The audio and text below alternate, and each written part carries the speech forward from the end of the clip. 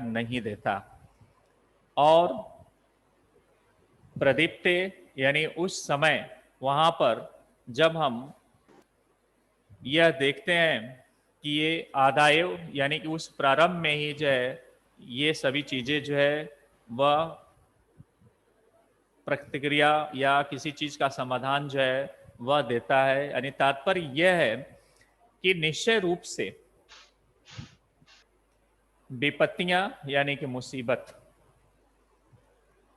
का हम शुरुआत में अगर उसका इलाज कर लेते हैं, शुरुआत में ही उसका अगर हमें समाधान कर लेते हैं तो बहुत ही अच्छी बात है। यानी तात्पर्य यह है कि जब किसी भी प्रकार की समस्या जब हमारे ऊपर आने वाली हो और पहले ही उसको समझ करके अगर हम समाधान कर लेते हैं, ठीक है, तो जब समाधान कर लेते हैं तो आगे के कह रहे हैं कि घर के जलने पर कुआं खोदना उचित नहीं होता है। यानी जब किसी का घर जलने लगे उस समय हम कुआं खोदने जाएं तो क्या ये अच्छा होगा? नहीं। तो इसीलिए ये कह रहा है, यानी कि यहाँ हम जान सकते हैं कि इसका सरल अर्थ ये हो सकता है कि हर एक मनुष्य को पहले से ही यानी प्रारंभ से ही अपने समाधान यानी समस्या का समाधान जो है ढूंढ कर रखना चाहिए। एक वैकल्पिक उसकी व्यवस्था जो है रखनी चाहिए, जिससे यदि किसी प्रकार की समस्या आती है या किसी प्रकार का जो है दुख जो है उसके सामने आके खड़ा हो जाता है तो वह उससे निपटने के लिए वो तैयार रहे। यानी वह दुख किसी प्रकार का जो है उसके लिए कारण न बन जाए, मुसीबत का कारण न बन जाए। और इसी से मनुष्य, इसी में जो है हम कह सकते हैं कि उस मनुष्य की भलाई है कि पहले ही जो है उसको जान ले, समझ ले, और समस्या सामने आ जाने पर अगर उसका हम समाधान खोजने लगें तो ये जो है संभव नहीं है। बहुत ही आसान भाषा में आप समझ सकते हैं कि जब कोई व्यक्ति के ये समझ रहा हो कि हमें जो है समस्या आनी है भावी समय में, तो वो सचेत नहीं होता है, बहुत ही आराम से रहता है। तो अगर अचानक समस्या कोई आ जाती हो और उस समय हम जो है बहुत तेजी से काम करने लगे तो क्या वो समस्या का निदान हो सकता है? नहीं, कोई जरूरी नहीं है। इसलिए जब हम ये जानते हैं कि नहीं, अगर ये समस्या आने वाली है या आ सकती है, ऐसा भी हो सकता है, तो उसका पहले ही हम समाधान जो है खोज लें, उसका एक वैकल्पिक व्यवस्था खोज लें, जिससे कि आने वाले उस समस्या में हमें जो है किसी प्रकार की परेशानी ना हो। ठीक है, यही जो है ये कहना चाह रहा है 7वें श्लोक में। तो क्लियर हो गया होगा? बोलिए बच्चे, अगर किसी को नहीं समझ में आया तो आप जो है पूछ भी सकते हैं।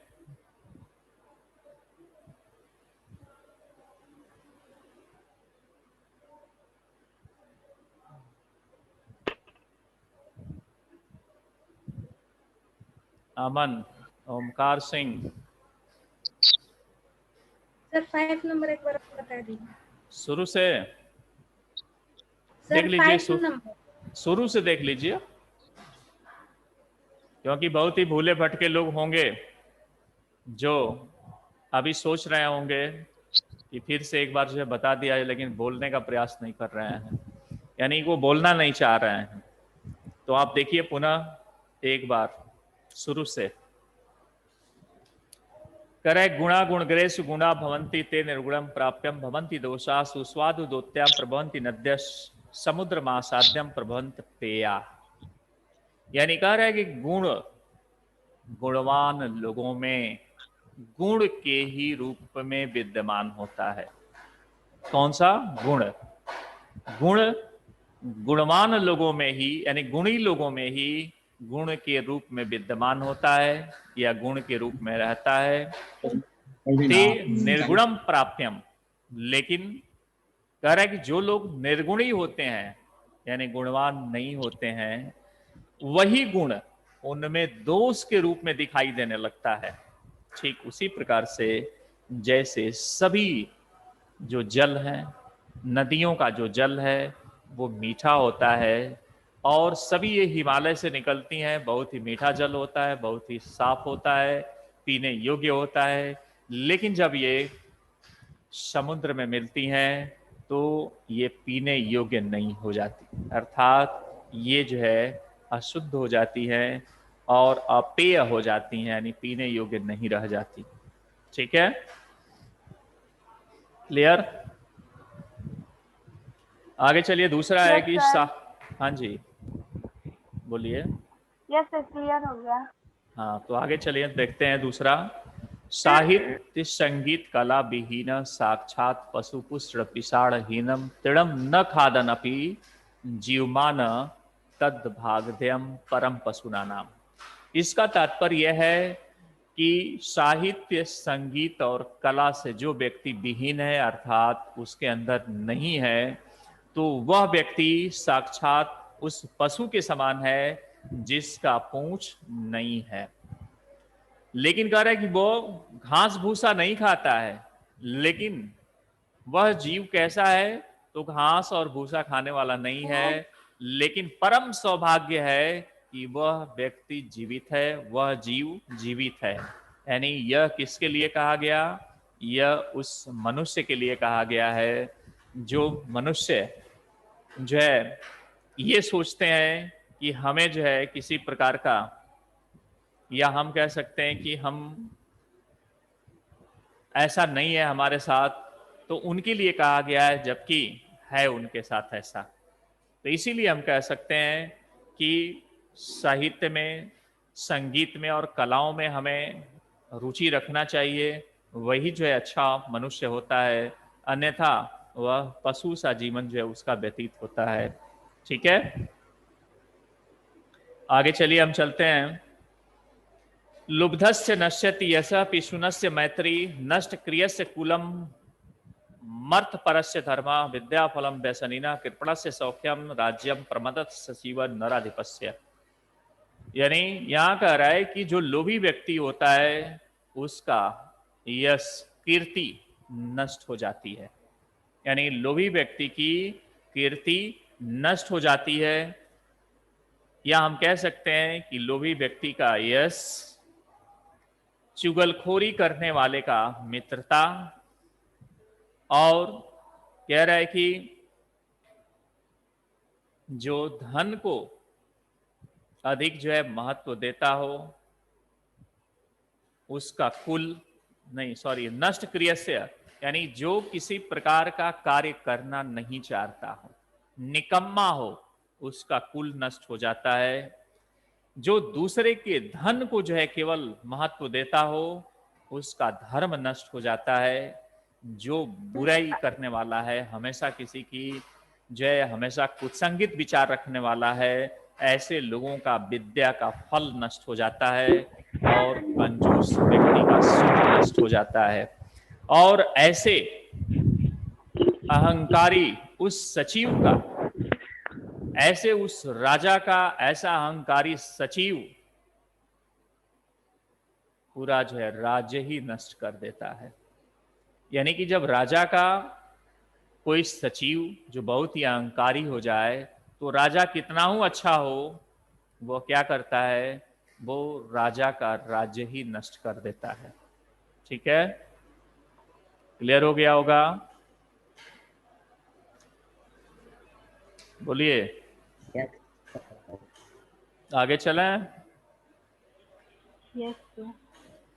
आगे चलिए। पित्वम रसम तु कटुकम मधुरम समानम यस सर। माधुरमेव जनमेन मधुमक्षिकासौ संत अस्तथैव सम सज्जनन दुर्जनानाम सुरत्वा बच मधुर सुक्तम सृजंती।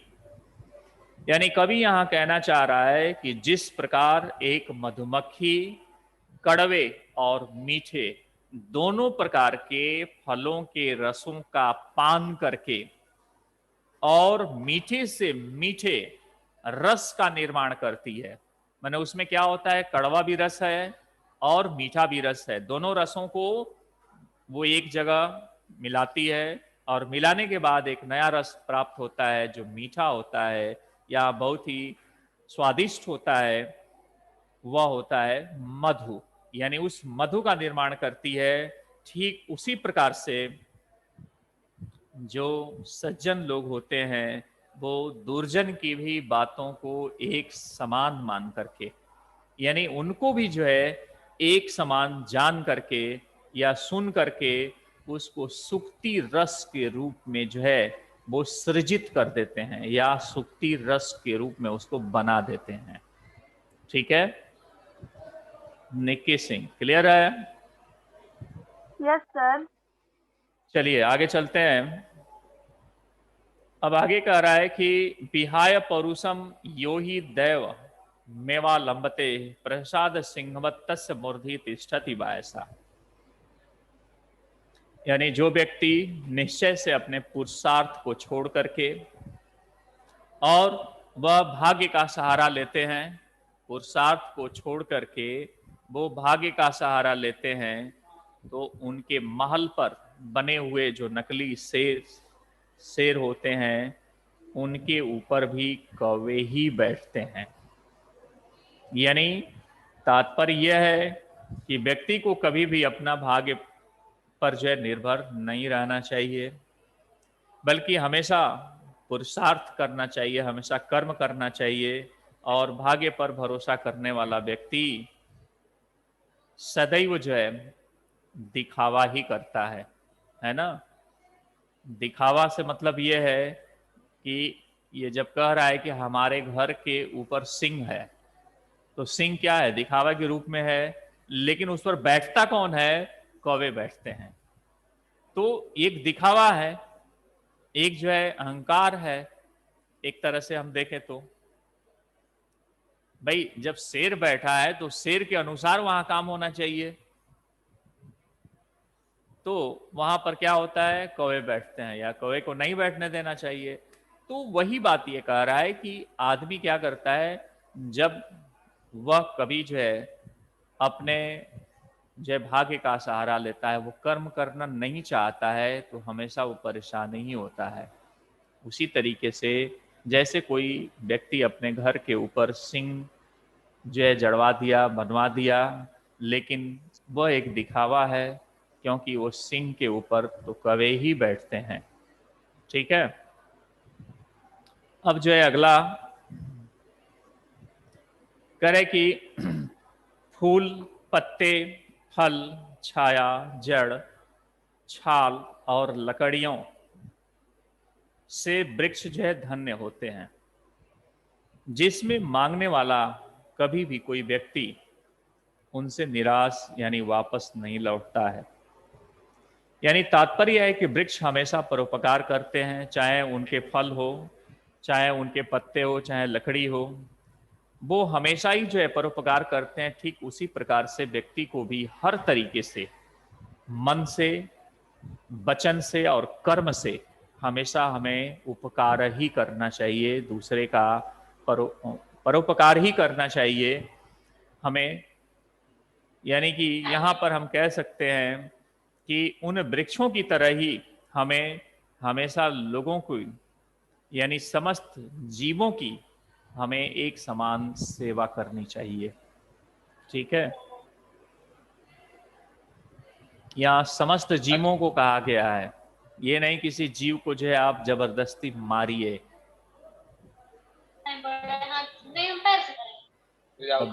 कबीर दास जी ने क्या कहा कि ढाई आखर प्रेम का पड़े सुपंडित होए, कहे ना ये बात कि यस सर। पोथी पढ़ पढ़ जग मुआ भया न पंडित कोय, और ढाई आखर प्रेम का पढ़े सुपंडित होए। इसका तात्पर्य क्या है कि पूरा जग जो है क्या कर गया, पोथी बड़े बड़े मोटे मोटे पुस्तकों को पढ़ कर गए और चले गए, तो भी वो पंडित नहीं हुए।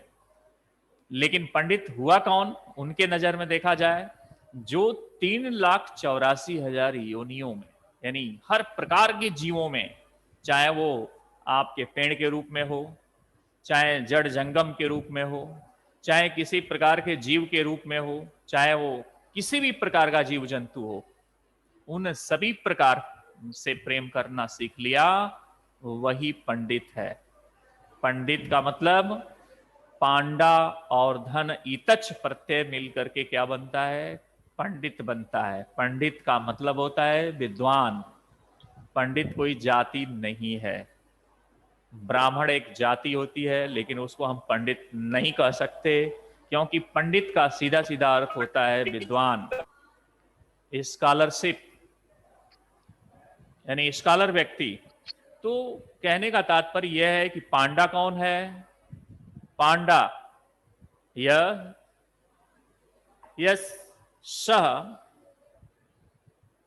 सद्य सद्य बुद्धि प्रदायनी, यस्य सह पांडा इति, यानी पांडा भी वही है जो सभी को सही दिशा निर्देशन करता हो, सत्य सत्य बुद्धि प्रदान करता हो, पांडा है।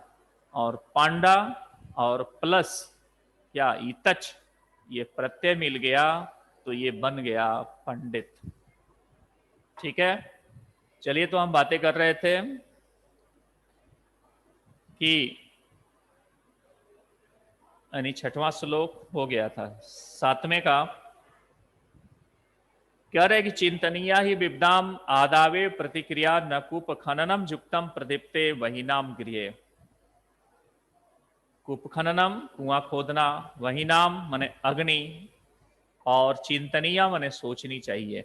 ही का मतलब निश्चय रूप से, विद्याम माने मुसीबत का, आदायो का मतलब जो है प्रारंभ में ही, प्रतिक्रिया से मतलब यहाँ उपाय से मतलब है, समाधान से मतलब है, युक्तम का मतलब उचित रूप से, और प्रदीप्ते मतलब जलने पर, और गृह मतलब घर में। यानी कि तात्पर्य यह है कि जब निश्चय से ही किसी भी प्रकार की विपत्तियों का यानी मुसीबतों का शुरुआत में ही हमें समाधान कर लेना चाहिए। क्योंकि अगर आगे से अगर घर में किसी आग लग जाता हो तो क्या कुआं खोदना उचित होगा? नहीं। यानी घर के जलने पर कुआं खोदना उचित नहीं होता। तात्पर्य है कि प्रत्येक मनुष्य को अपने समस्या का समाधान पहले ही एक वैकल्पिक रूप में जो है होना चाहिए, जिससे यदि समस्या आती है या मुसीबत खड़ा होता है तो उसमें किसी प्रकार का व्यवधान नहीं होता, क्योंकि वो मुसीबत बहुत ही आसानी से चली जाती है।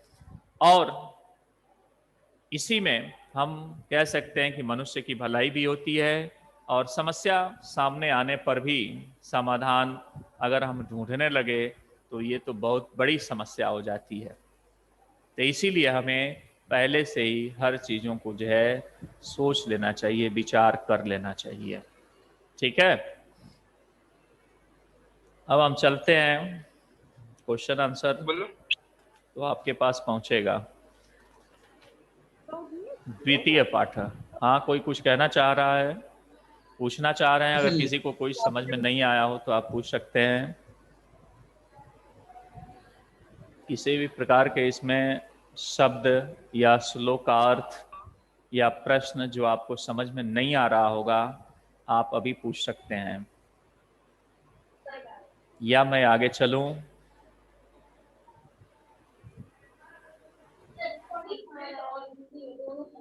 चलिए, मैं आगे चल रहा हूं। मैं आशा करता हूं कि सभी बच्चों को समझ में आ गया होगा। द्वितीय पाठ,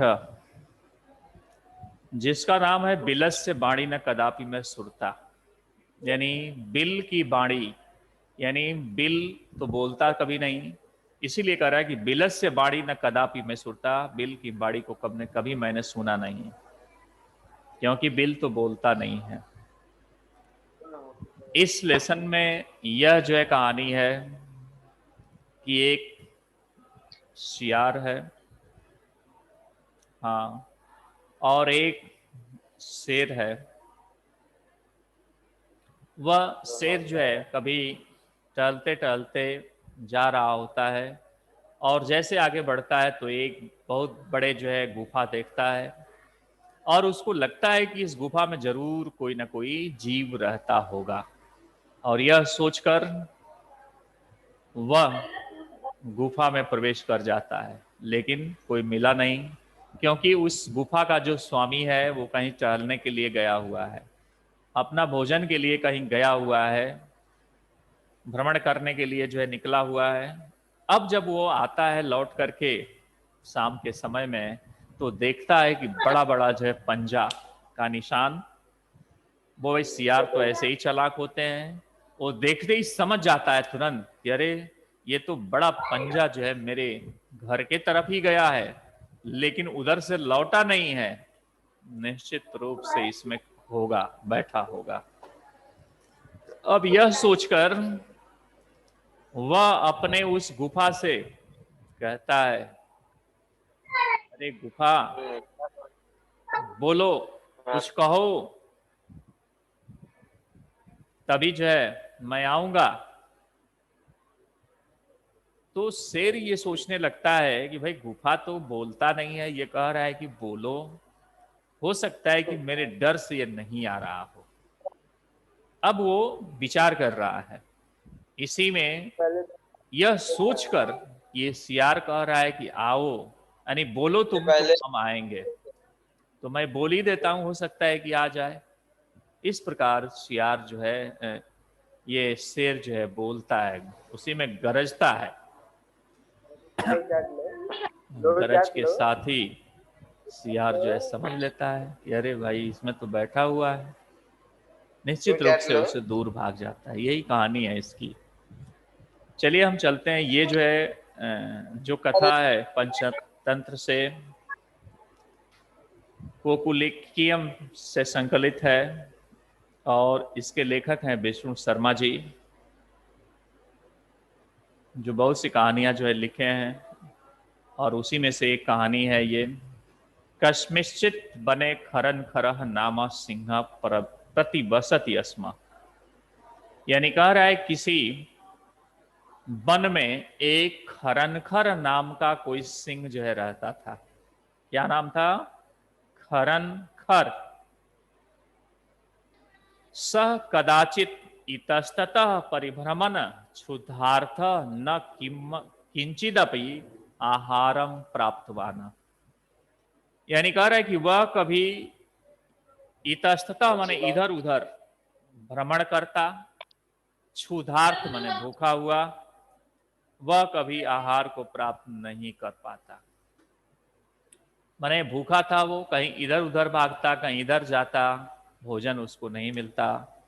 ततः सूर्यात समय एका महती गुहा दृष्टवा स अचिंत्य। तभी जो है शाम के समय जब हो जाते हैं तो उसको एक बहुत बड़ा गुफा दिखाई देता है, और उस गुफा को देखकर वह सोचने लगता है कि नूनम एतस्याम गुहायाम रात्रौ कोपि जीवः आगच्छति। नूनम का मतलब होता है निश्चित रूप से, यानी निश्चित रूप से इस गुफा में रात्रि के समय कोई जीव आता है। यह वह विचार कर लिया। अतः अत्रैव निगूढ़ो भूत्वा तिष्ठामि इति। और इस प्रकार से हमें यही जो है निगूढ़ माने छिप करके, यानी गुप्त रूप में हो करके हमें यहीं बैठना चाहिए। इतना जो है सिंह विचार कर लेता है कि मैं इसी में छिप कर जो है बैठ जाऊं, ताकि वो आए तो हमारा भोजन बन जाए। लेकिन इससे चालाक तो सियार है, वह जो है इससे कई गुना चालाक है, और इसलिए वो पकड़ में जो है नहीं आता है। एतस्मिन् अंतरे गुहाया स्वामी दधिपुक्ष नामक श्रृंगाल समागछत। ठीक उसी समय उस गुफा का स्वामी दधिपुक्ष नाम का वो सियार वहां आ पहुंचता है। स च यावत पश्यति तावत सिंह पद्धति गुहायाम प्रविष्टा दृश्यते। यानी कह रहा है कि वह वहां जब सिंह के पदों को आया हुआ देखता है, और उस गुफा में प्रविष्ट हुआ देखता है और न च बहिरागत, अब वह उससे बाहर आया हुआ नहीं दिखता। यानी एक बार तो आया हुआ है, यानी पद चिन्ह उसके दिखाई दे रहे हैं कि ये सिंह जो है इस गुफा में गया हुआ है, लेकिन गुफा से निकला नहीं है, अर्थात दूसरा पद चिन्ह नहीं दिखाई दे रहा है। अब वह सिंगाला अचिंतयत, वो सियार जो है सोचने लगता है, अहो विनष्टो अस्मि, कह रहे कि अहो मैं तो, मेरा नाश हो गया। नूनम अस्मिन बिले सिंह अस्ति तर्कयामि, निश्चित रूप से इस बिल में कौन है? सिंह है, ऐसा वो तर्क देता है। तत्किम कर्माणि, तब हमें क्या करना चाहिए? एवं विचिन्त्य दूरस्थ रवम कर्तुमारब्ध, और इस प्रकार से वह दूर स्थित होकर यह सोच करके, दूर से ही, रवम का मतलब आवाज, आवाज जो है शुरू करता है कि भो बिल किम न स्मरसी, हे बिल, हे बिल, क्या आप हमें स्मरण नहीं करेंगे? मतलब वो बिल से कहने लगता है, जिसमें रहता है उससे कहने लगता है कि क्या हम, आप हमें बुलाएंगे नहीं, आप जो है कुछ कहिए, ऐसा जो है वह कहने लगता है उस जो है बिल को जो है देख करके, लेकिन ऐसा जो है उसको दिखता नहीं। अब वो सोचने लगता है कि क्या जो है कर सकते हैं। तब जो है किम न स्मरसी, क्या वह जो है कुछ स्मरण नहीं करता? वह जो है विचार करने लगता है कि अब जो है क्या किया जाए। यन्मयाम त्वयं सह समय कृतो अस्ति, यद यदाहम बाह्यतः प्रतिगच्छामि तदा त्वं माम आकारयिष्यसि, यदि त्वं माम न आहरयिष्यसि तरहि अहम द्वितीयं बिलम यास्यामि इति। यानी अपने उस बिल से, अपने उस घर से कहने लगता है कि तुम मुझे स्मरण नहीं करोगे, और इसमें इस समय यन्मयाम त्वयाम सह समय, यानी अब तुम्हारे द्वारा, तुम्हारे साथ जो है यह निश्चित रूप से मैं बाहर हूं, लेकिन जब तुम बुलाओगे तभी जो है मैं अंदर आऊंगा, और यदि तुम मुझे आह्वान नहीं करते तो मैं दूसरे बिल में चला जाऊंगा। अतः एतत् श्रुत्वा सिंह अचिंतयत, इस प्रकार से यह बात सुनकर के सिंह जो है सोचने लगता है। और नूनम ऐसाम गुहायाम स्वामिना सदा समाहानम करोति, अब कह रहे कि निश्चित रूप से इस बिल में, कह रहे कि निश्चित रूप से इस बिल का स्वामी अब हमेशा जो है आह्वान करता है, ऐसा जो है लग रहा है। परंतु मद भयात न किंचित बदती, लेकिन लगता है कि मेरे भय से वह कुछ बोल नहीं रहा है, ऐसा वो सोचने लगता है। अथवा साध्वी बदलम उच्चते, यानी कि इस प्रकार से वह कहने लगता है क्या कि भय सन्न अस्त मनसाम हस्त पादादिका क्रिया प्रवंतते न बाणी न बेपथु साधिको भवेत, यानी भय से डरे हुए मन वाले लोगों में, लोगों के हाथ पैर आदि क्रियाशील नहीं हो पाते हैं। जो व्यक्ति भय से जो है बहुत ही डर जाता है, उस व्यक्ति का हाथ पैर इत्यादि चीज काम नहीं करता, उनकी बाणी भी अधिक कांपने लगती है।